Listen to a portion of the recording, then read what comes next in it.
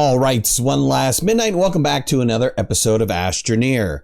So last week on Friday, Joe and Olaf went on to do a developer stream at Systemera, and they shared with us some pretty exciting stuff. So the big word has been true flat, true flat. Now, true flat has always been difficult for the end user. I haven't really invested a lot of time into true flat.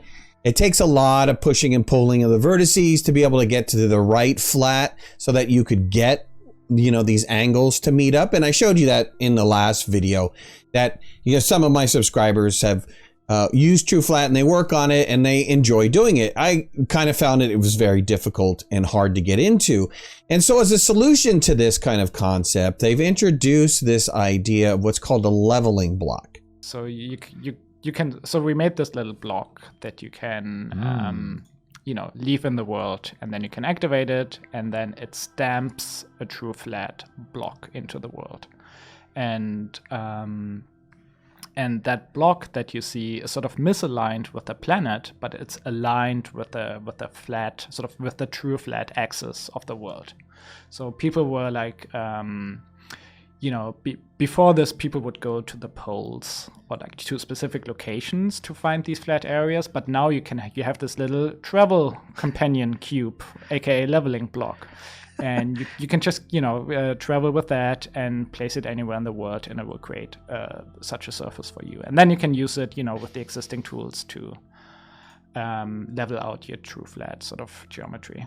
Yes, and I also love that it snaps to the grid. Yeah, right? Exactly. Sort of it snaps wherever you place it. So you can actually build, funny, complicated, easy Escher-like structures. Yes. Because it snaps to anything, and you can just keep using it. It will just sort of extrude surfaces. It's almost like a modeling tool a little bit, right? Yeah. And so this leveling block allows you to, drop this cube. And then once this block is down, then you could flatten any one of those planes out to however you wanted to do it. It's looking very cool. Now, here's the downside. There's no guarantee when this feature is going to come out. And currently right now, they're thinking it's creative only. I hope they go against that decision. I truly hope that they introduce something that can be in the regular game, because this is absolutely needed. And I see it as just another augment on your terrain tool. Something that they can let us build, and then maybe use soil to turn around and build these little cubes or whatever they want to call them, leveling blocks, so that we can build really cool things in the normal game. Now, there was a question that was posed by Gina, actually, if there was going to be more shapes. And Joe responded that there's a possibility that there was going to be more shapes. So this is just the first one. Now, going back to the creative update when we did that cool mountain sculpture, I had wrote up a large documentation on defects that I'd found and suggestions that I made. And one of the suggestions that I made was to do something similar to this. If you've ever used a 3D modeling program like Blender or 3D Studio Max, you know that you can start with a primitive shape, whether it be a cube, a square, a cylinder, a triangle, whatever. And, that is something that I saw was absolutely necessary as being able to do some of these really cool sculptures when they came out with Creative Update. I'm glad they decided to implement something similar to this, and hopefully they expand out on it and give us more features and functionalities with, like, make it grow to particular sizes and have different shapes so that we could really play with it and come up with really cool structures. Coming up with really cool terrain structures is in lieu of them giving us actually base building pieces that we can, like walls and floors and ceilings. Maybe you should give us floors and ceilings and walls.